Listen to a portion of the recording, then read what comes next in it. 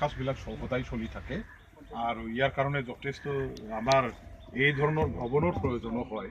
এতিয়া ভৱনটো খুব সুন্দৰ হ'ব। ইয়াতে মানে পাকঘৰৰো ব্যৱস্থা কৰা হৈছে নহয় জানো, আৰু মানে বাথৰুম লেট্ৰিন এভৰিথিং এইবিলাক খুব সুন্দৰকৈ এটা আমাৰ ডায়াছো থাকিব, হলো থাকিব, বহুখিনি তেনেকুৱা প্ৰভিজন আছে।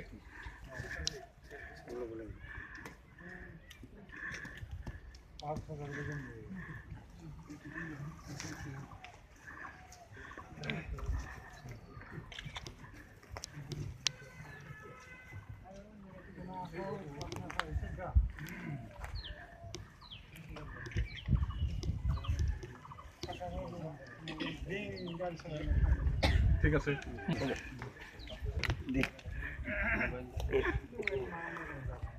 আজি যেটো সদ্ভাৱনা কিবাৰ ওপৰত ভৱন নিৰ্মাণ হৈ আছে, আপুনি এই বিষয়ে কি ক'ব বিচাৰে?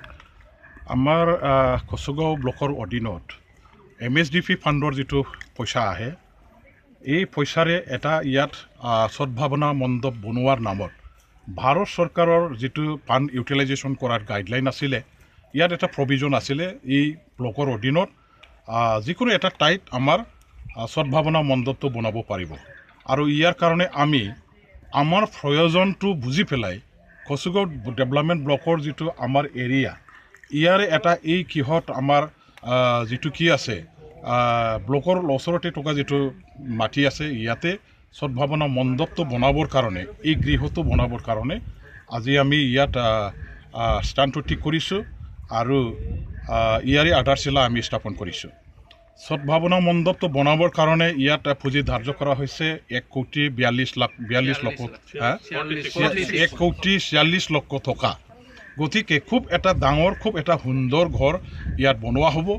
ইয়াত যিটো প্ৰভিজন ৰখা হৈছে, এতিয়া ঘৰখনতে ইয়াত পাকঘৰো থাকিব, ইয়াত লেট্ৰিন ইউৰিনেল বাথৰুমৰ গোটেইখিনি ফেচিলিটি আছে, ড্ৰয়িং ৰুমৰ ফেচিলিটি আছে, আমাৰ ডায়াছৰ প্ৰয়োজন আছে, ষ্টেজৰ, আৰু আমাৰ যিটো মানে হলৰ যিটো প্ৰভিজন, এই গোটেইখিনি এই ভৱনৰ আমাৰ যিটো প্ৰভিজন হিচাপে ড্ৰয়িঙত, ডাইগ্ৰামত আৰু প্ৰভিজনটো ৰখা হৈছে। গতিকে এইটো খুব এটা ভাল এটা ডিজাইন কৰা এটা ভৱন বুলি আমি ক'ব পাৰোঁ। এই অঞ্চলৰ ৰাইজে বহুদিনৰ পৰাই তেনেকুৱা ধৰণৰ এটা ভৱনৰ আশা কৰিছিলে। এইটো ৰাইজৰ চবৰে এটা দাবী আছিলে। আজি সঁচাকৈ ভাৰত চৰকাৰে যিটো পুঁজি দিলে, সেই পুঁজিটো ব্যৱহাৰ কৰি পেলাই আমি ৰাইজৰ আশা পূৰণ কৰিব পৰাকৈ সদ্ভাৱনা মণ্ডপটো আমাৰ এই ব্লকৰ যিটো আমাৰ বাউণ্ডাৰী, ইয়াৰ কম্পাউণ্ডৰ ভিতৰতে আমি বনাব পাৰিছোঁ। সেইটো আমাৰ কাৰণে খুব আনন্দৰ এটা বিষয়। আৰু ৰাইজে যিহেতু তেওঁলোকৰ অভাৱ অভিযোগ পূৰণৰ কাৰণে যিহেতু আগৰ পৰাই তেনেকুৱা ধৰণৰ মণ্ডপ বা ভৱনটো বিচাৰিছিলে, আজি সেইটো নিশ্চয় পূৰণ হ'ল বুলি আমি ক'ব পৰা হৈছে। আৰু সোনকালে নিশ্চয় এই ঘৰখন আমাৰ যিসকলে ঠিকাদাৰবিলাকে পাইছে, তেওঁলোকে সুন্দৰকৈ বনাই ৰাইজৰ হাতত গতাই দিব, এইখিনি মই আশা কৰিছোঁ। আৰু ৰাইজেও নিশ্চয় এই ভৱনটো উচিত কামত ব্যৱহাৰ কৰিব।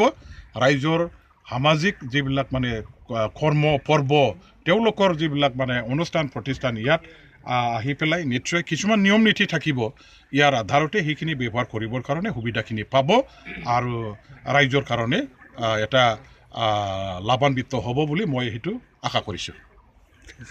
স্যাৰ, আপুনি কি ক'ব বিচাৰে? চাওক,